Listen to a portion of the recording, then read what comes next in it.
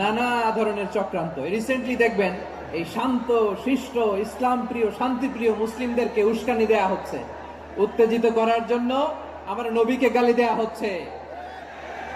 আরশের অধিপতি আল্লাহ রাব্বুল ইজ্জাতের নামে এমন অশ্লীল শব্দ ব্যবহার করা হচ্ছে যেগুলো মুখে তোলা আমাদের পক্ষে সম্ভব না। ইন্টারিম গভর্নমেন্টের কাছে বিনীত আবেদন জানাতে চাই, আপনারা শান্তিপ্রিয় মুসলিম জনতার ধৈর্যের পরীক্ষা নেবেন না। ধৈর্যের পরীক্ষা আপনারা নেবেন না।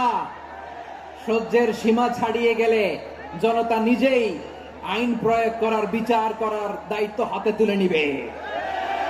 এটা আমরা চাই না। এটা আমরা চাই না, আমরা চাই না। যারা আল্লাহ রাসূল সাল্লাল্লাহু আলাইহি ওয়াসাল্লামের সম্মানকে খাটো করে, আল্লাহ এবং আল্লাহ রাসূলকে নিয়ে কটূক্তি করে, অবমাননা করে, শব্দ ব্যবহার করে, অশ্লীল শব্দ ব্যবহার করে, তাদের ব্যাপারে আমরা সর্বোচ্চ শাস্তি কামনা করি।